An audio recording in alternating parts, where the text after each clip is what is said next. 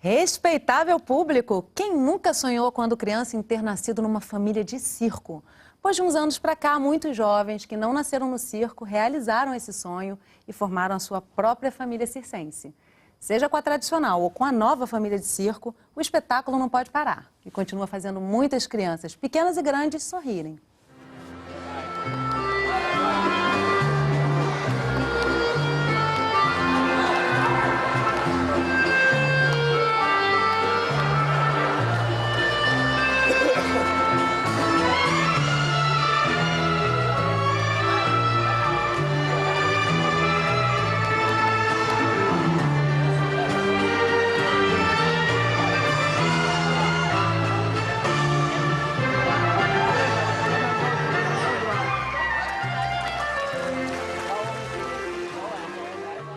Nossa conversa de hoje é sobre família de circo. Comigo no estúdio, Alice Viveiros de Castro, atriz, diretora de teatro e especialista em circo. Vinícius Longo, palhaço da companhia Dois Banquinhos. E Delise Rett, que cresceu em uma família tradicional circense e é professora aposentada da Escola Nacional de Circo no Rio de Janeiro. Delise, quero começar por você. Você cresceu numa família tradicional circense e viveu toda essa transição. Como é que é isso? Quem nasceu em circo, a vida toda vive em circo, né? É trapézio, é percha, é parada de mão, é tudo que é acrobacia, é a vida do artista, né? E você levava aquela vida itinerante mesmo no circo? Mesmo, pai e mãe circo, pai e mãe, toda a família. Todos ali eram tudo família, não tinha diferença. Tinha a minha família, tinha as outras famílias, que era a nossa família também. Nem lembra quando começou a aprender a mexer o corpo? Com 5 anos de idade eu já trabalhava. Aí eu fazia um número de acrobacia com a minha irmã. Foi o primeiro número que eu estreiei, que eu comecei, né, a entrar no picadeiro. Foi um número de parada de mão, que era um pouco a parada de mão, que eu parava de mão, aprendi logo a parar de mão. E a minha irmã era contorcionista, então a gente misturava contorção com a parada de mão. Nossa. E tinha saltos, né? Eu entrava no picadeiro, eu me sentia o máximo. Era a melhor artista do circo. Princesa, né? Era princesa. Tinha horário para trabalhar, não podia trabalhar à noite.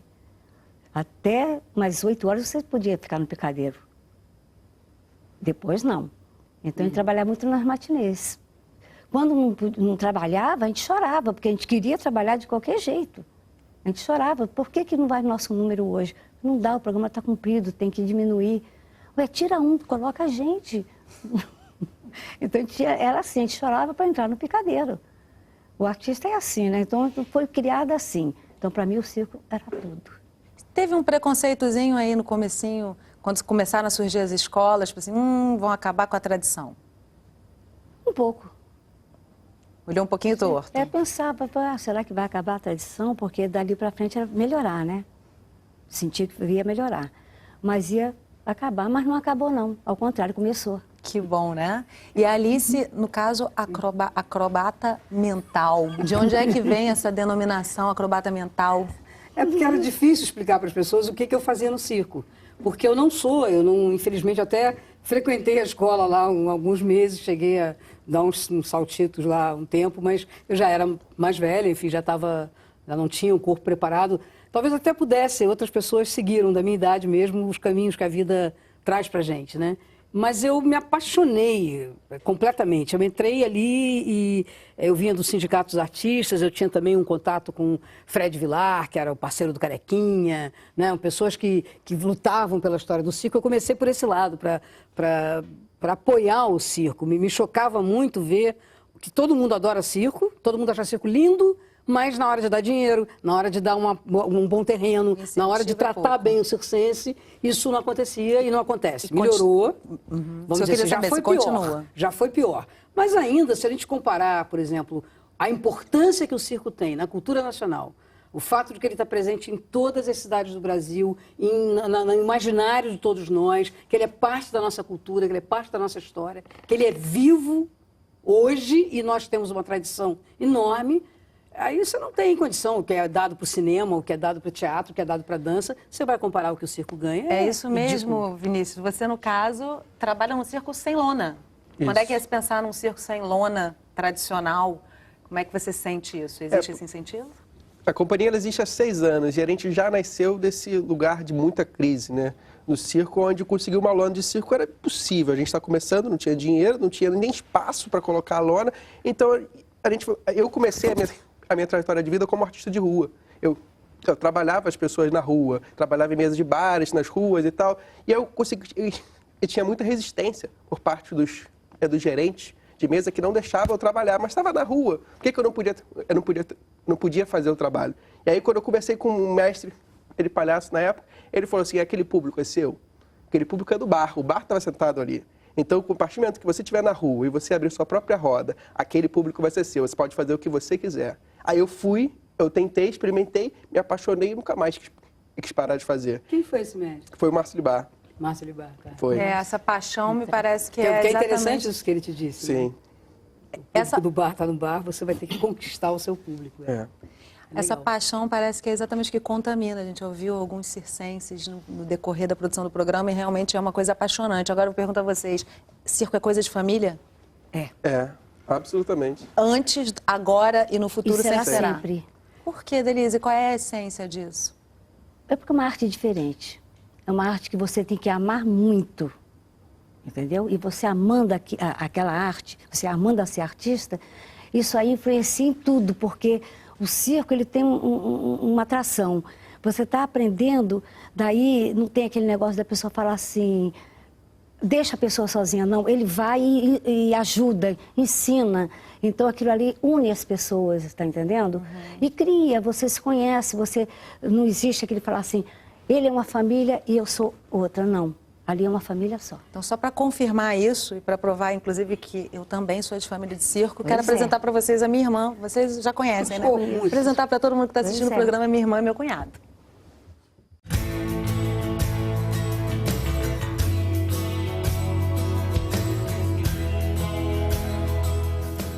Eu nunca achei que eu ia trabalhar com circo. Na verdade, isso não foi um plano inicial.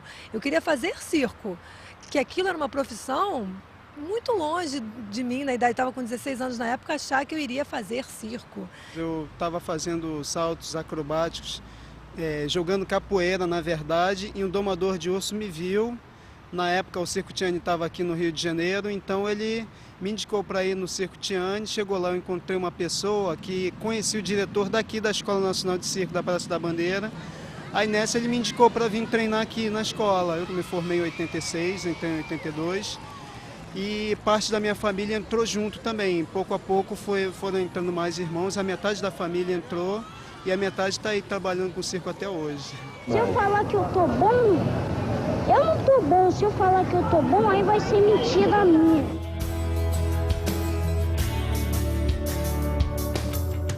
A gente começou a se paquerar, namorar.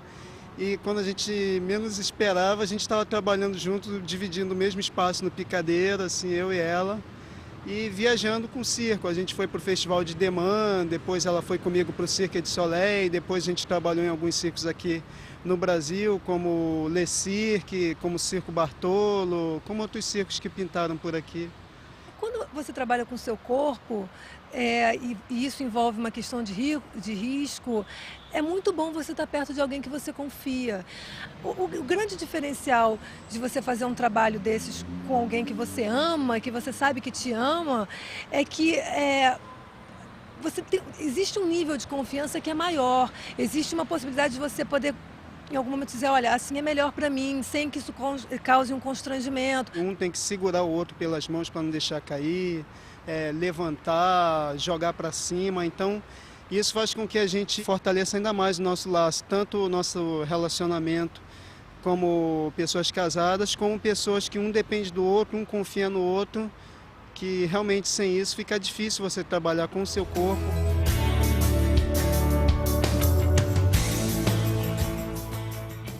A gente está trabalhando, dando aulas de acrobacia para outras pessoas. Estamos passando adiante essa arte, essa energia que o circo tem, e outras pessoas estão descobrindo isso através dos nossos ensinamentos. E que também dá uma satisfação muito grande para a gente quando a gente vê o gosto que as pessoas pegam pelo circo, uma vez que tem contato com ele, com esse universo mágico que o circo traz. É bonita essa história da escola de trazer alunos e transformar a vida deles, né? O Betinho, no caso, é um exemplo disso, e não são poucos. Como é que Alice e Denise assistiram bem de perto esse momento do começo da Escola Nacional de Circo? Qual a importância das escolas de circo para essa continuidade da família circense? Justamente para que não acabe o circo, né? Porque continue os artistas, entendeu? Aprenderem a ser artistas, entende? E com isso, eles aprendendo, trabalhando em circo, daí renova a família. É uma nova geração circense, entende? E uma nova família de circo. Quer dizer, não deixa o circo morrer de jeito nenhum. Se continuar vivo com a nova geração circense.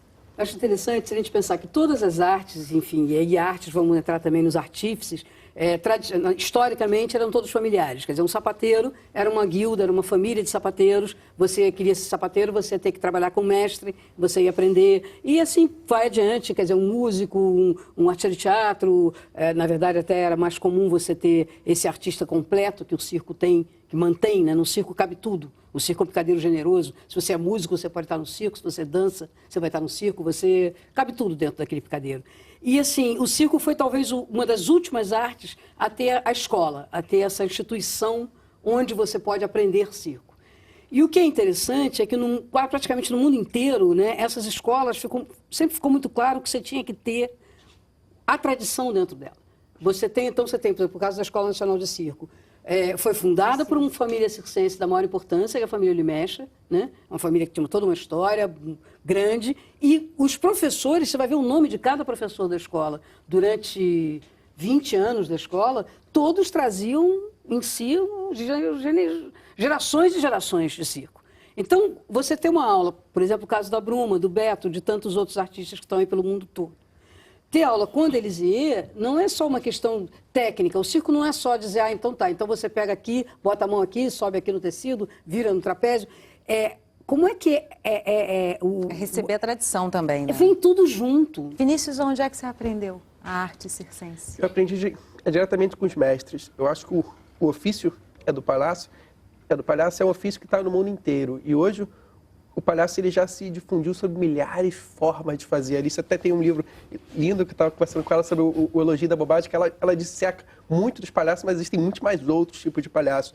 E aí foi, na verdade, da experiência. E o palhaço é um ofício bem difícil e bem simples ao mesmo tempo, que é você fazer rir e chorar, né? E existem muitas formas de se fazer isso. Eu acho que na Escola Nacional de Circo, nas escolas tradicionais, há inclusive uma carência, né, pelo que se diz sobre o ofício do palhaço. Mas eu acho que o ofício do palhaço, assim como qualquer outro ofício do circo, ele ensina não só a técnica de palhaço, mas os seus valores, né? Porque isso está muito forte. Mas isso porque no circo.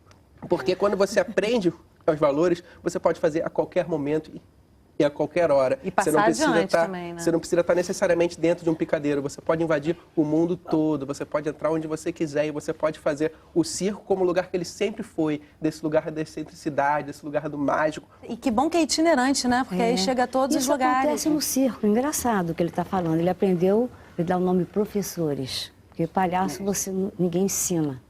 Mestre, ninguém ensina. Tem a alma, né? Já vem.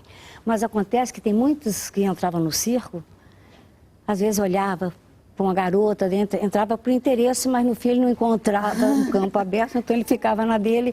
Daí ele chegava e falava assim, o que você quer ser? Secretário? Não, quero ser palhaço. Daí os que eram palhaço, daí começava a passar para ele. E é lindo isso, né? Essa passagem de pai para filho, de geração para geração, ou de mestre para discípulo. É mestre. É mestre, né? E mestre é mestre. no sentido amplo mesmo. E mestre é reconhecido. O mestre não adianta você dizer, por exemplo, agora. A gente viu uma situação que eu acho que é interessante falar, que aconteceu agora. Né? Denisier, você apresentou como professora da Escola Nacional de Circo, ela está... Eu já sou aposentada, eu não sou mais foi obrigada Mas sempre será mestre e professora, né? Não tem. Mestre, ela sempre é sempre. Passará. Mas eu digo assim, formalmente, a Bruma se formou com ela. E a Bruma hoje acaba de ser passar num concurso para ser professora da escola. Então, essa tradição, ela é tão forte que, é por um concurso público, ela teve que seguir regras que não são de circo. As coisas foram mudadas. Mas então, você... Sim. Mas a tradição está mantida ali como um bastão, passando de mão em mão. Exatamente. E que bom que é itinerante, né, gente? E assim, o circo ganha o mundo, só que a gente vai ter que segurar isso para o próximo intervalo. A gente faz uma pausa rapidinho e volta já falando sobre o circo. Não sai daí.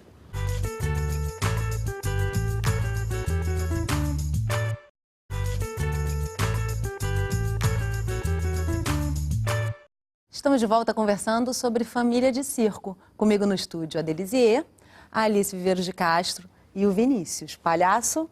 Qual é o nome do palhaço? Muito bom. E a gente vai começar o bloco conhecendo a história da Eliane e do Nelsinho, que por sua vez são cunhada e concunhada da minha irmã e do Beto. Vamos lá. Eu entrei na escola de circo com 14 anos, porque eu já tinha 3 irmãos lá trabalhando. Antes disso, eu vendia legumes para ajudar em casa, a família era muito grande. E eles começaram a ver o circo como uma profissão, que para eles já estavam funcionando, e eu fui também. Completei a idade e fui. E até então não pensava em viajar, eu achava o circo bonito, a maquiagem, aquilo tudo, se esticar, e tipo uma princesa na minha cabeça de criança, né? E dali surgiu a oportunidade para viajar para fora do país, que até então nem pensava, aprender uma língua diferente, e conheci o Nelsinho lá, pequenininho. Bom, na minha família, todo mundo era normal, só eu que escolhi o circo. Mas foi meio que por acaso, porque minha mãe estava vendo a propaganda, passou uma propaganda da escola de circo na televisão, e ela achou que era um bom caminho para me tirar das más companhias. E foi. É bom que eles davam um almoço, era legal. E com isso eu acabei tendo uma nova visão do mundo, né? De tudo do que era a vida. Porque eu entrei muito cedo, eu entrei com 7 anos de idade, eu era bem criancinha mesmo. Eu acho que foi um divisor de águas ali, aquela escola de circo para muita gente. Porque tem antes da escola de circo e depois da escola de circo.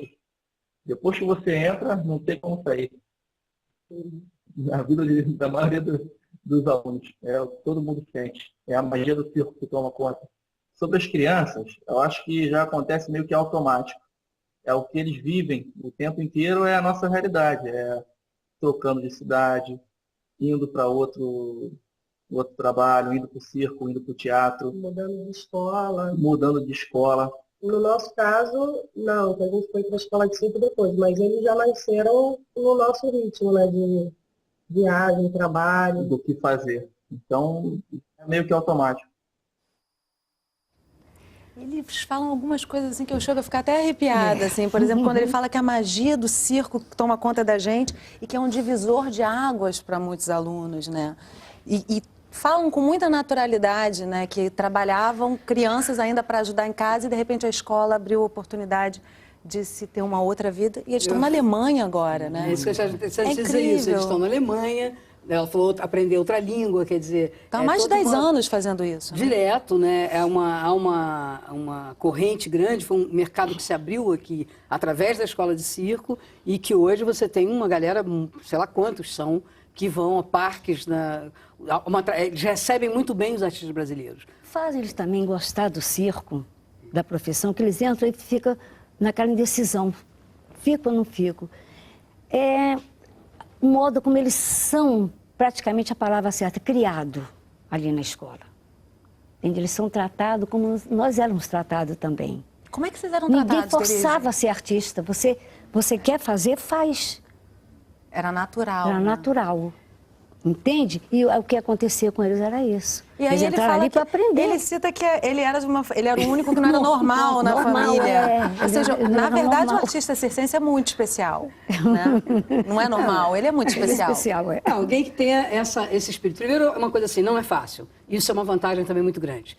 Agora, uma coisa interessante no circo contemporâneo, que vocês vão me corrigir se eu estiver errada. O circo tradicional, muitas vezes, tinha aquela coisa de mostrar a dificuldade de um número, por exemplo, e o trapezista cair e mostrar, agora vou tentar de novo. O circo contemporâneo é perfeito. perfeito, perfeito. né? Não se admite, não tem isso? O Soleil, principalmente, não tem uma coisa de fazer tudo Eu certinho? acho que alguns circos, a gente não pode também falar assim, há uma tendência a falar o circo. O circo, Você São tem os grupos circos, que são né? completamente diferentes. Então você vai, por exemplo, grupo, você vai pegar Intrépido, Anônimo, um é mais cômico, o outro é mais exato. O Soleil é um tipo de espetáculo. Porque se distribuiu pelo mundo realmente essa oportunidade de renovação do circo, né? Agora ele continua itinerante.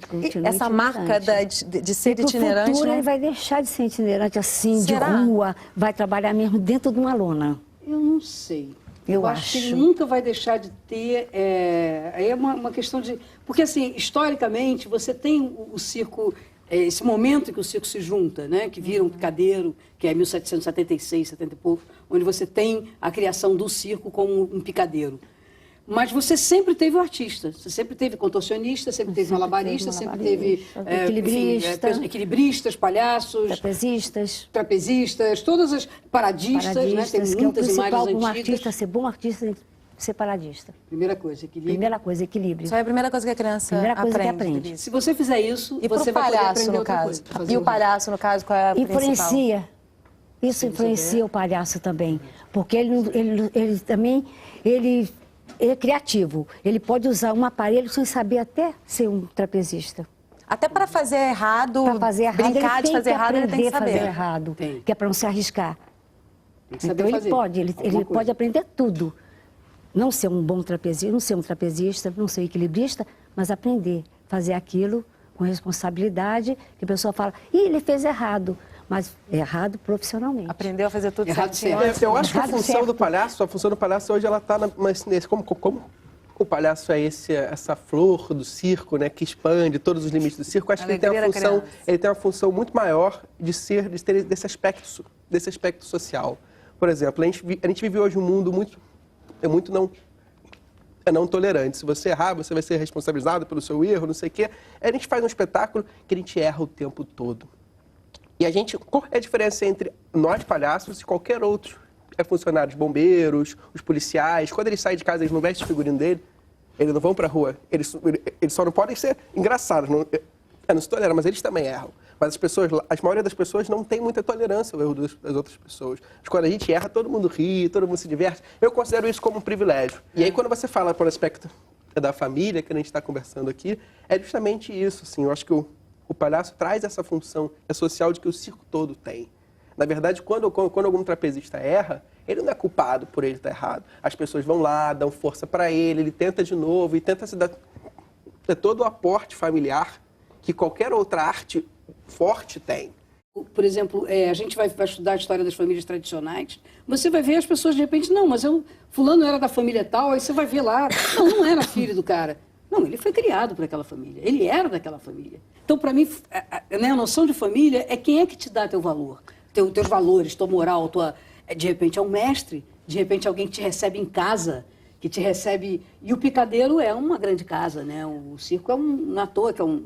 Ele abraça, né? Ele tem que abraçar. Tem que ter esse calor, né? Tem que ter esse calor. Pela questão de ser, pela sua simplicidade, há um respeito natural. Muitas vezes, em outras artes, eu vejo muito confronto com as pessoas mais velhas, com as pessoas mais novas. Existe um choque de geração. No circo, eu não vejo esse choque de geração. As pessoas se conhecem, as pessoas se respeitam, e isso é muito bonito. Um respeito pelo tradicional e pelo mais velho, até por conta disso, porque traz a sabedoria circense, né? Olha, é tão claro que, por exemplo, você precisa, para chegar a ser Bruma e Robertinho, você precisa da sabedoria da Denise, que por sua vez precisou da sabedoria de não sei quem, que por sua vez... Provavelmente do pai, né? Dos meus pais. Pai e mãe. E de outras pessoas que também eram sua família. Pessoas também, de dentro do circo, eram colegas de trabalho, que veio e falava, olha, você não está enxergando, mas ela não está fazendo por isso aqui, ó. Daí apontava o que estava acontecendo, e aquilo ajudava. Ninguém ficava calado, todo mundo se envolvia, entendeu?